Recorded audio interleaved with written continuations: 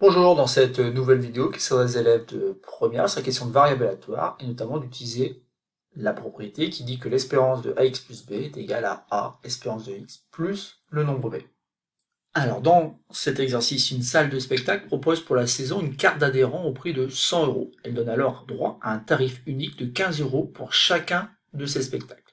Une étude statistique a montré que parmi les abonnés, 9% ont assisté à 4 spectacles, 12% à 5, 36% à 6, 18% à 7 et le reste bien sûr à 8 spectacles.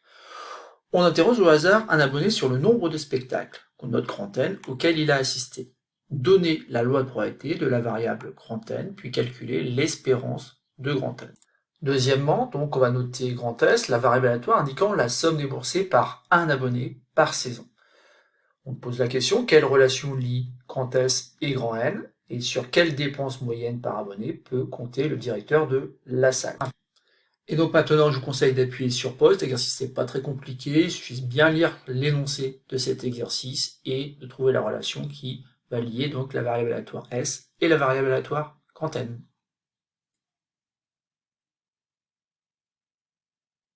Donc passons à la correction de cet exercice. Donc c'est pas très compliqué ici, puisque la variable aléatoire grand N, il va falloir donner sa loi de probabilité, et surtout dans un premier temps, regarder quelles sont les valeurs prises par grand N. Et dans l'énoncé, on voit que parmi les clients, certains ont assisté à 4 spectacles, d'autres à 5, d'autres à 6, 7 ou encore 8. Donc grand N prend nécessairement l'une de ces valeurs. Et ensuite, on sait que 9% ont assisté à 4 spectacles. 9%, moi j'ai tendance à l'écrire plutôt en écriture décimale, donc ça fait 0,09. On sait que 12% des adhérents ont assisté exactement à 5 spectacles, donc ça fait 0,12 pour la probabilité que grand N prenne la valeur 5. Pour 6 spectacles, c'est 36%, donc 0,36. 7 spectacles, 0,18.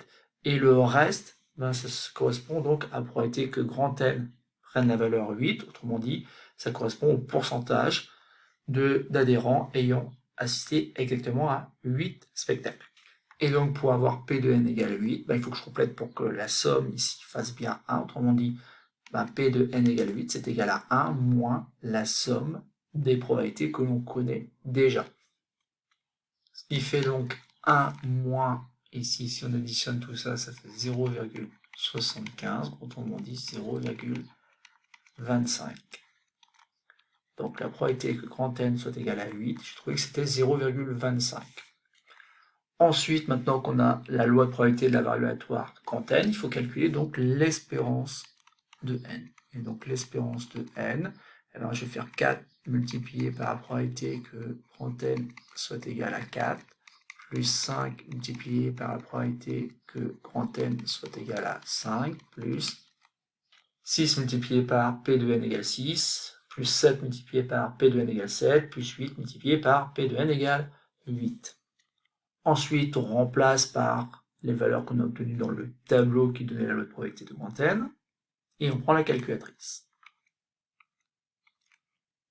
Et je trouve donc 6,38. 6,38, bon, déjà c'est une valeur comprise entre 4 et 8, ça c'est plutôt rassurant, parce que je rappelle que c'est une histoire de moyenne. L'espérance de grand N, c'est tout simplement une histoire de moyenne. C'est le nombre de spectacles auxquels assiste un adhérent. Si on prend un très grand nombre d'adhérents, en moyenne, cet adhérent a suivi 6,38 spectacles. Donc on retient ce résultat-là, il va nous servir pour la suite. La suite, c'est donc de répondre à la deuxième consigne. Donc maintenant, on va noter grand S, la variable aléatoire indiquant la somme déboursée par un abonné par saison. Petit a, quelle relation lie S et N? Donc N, c'est le nombre de spectacles. Et le nombre de spectacles, en fait, ici, on va le multiplier par 15. Tout simplement parce que à chaque spectacle, en fait, il faut payer 15 euros. 15 euros à condition, bien sûr, d'avoir pris la carte d'adhérent. Donc, il faut ajouter 100. Et donc, la relation que l'on a, c'est que la somme déboursée par un adhérent s'écrit 15 multiplié par le nombre de spectacles plus 100. Donc, la variable aléatoire grand S, elle est reliée à la variable aléatoire grand N par la relation S est égal à 15 multiplié par N plus 100. Et donc maintenant, on ne va pas refaire un tableau pour la loi de probabilité de la variable grand S, on peut utiliser le résultat obtenu précédemment. Pourquoi? Parce qu'on nous demande tout simplement sur quelle dépense moyenne par abonné peut compter le directeur de la salle. Et donc en fait, ce qui nous intéresse, c'est l'espérance de la variable aléatoire grand S. Alors l'espérance de la variable aléatoire grand S, ben, ça correspond à l'espérance de 15 multiplié par n plus 100, sauf que la propriété du cours nous dit que lorsqu'une variable aléatoire, par exemple ici y, s'écrit a multiplié par x plus b, où a et b sont des nombres réels, alors l'espérance de la variable aléatoire y, c'est rien d'autre que a multiplié par l'espérance de x plus le nombre b. Ben, c'est exactement ce que l'on a ici, ce qui va me permettre donc d'écrire maintenant que l'espérance de S est tout simplement égale à 15 fois l'espérance de grand N plus 100. Or, souvenez-vous, on avait trouvé que l'espérance de grand N est égale à 6,38. Donc il ne me reste plus qu'à faire le calcul. 15 multiplié par ce nombre-là, plus 100.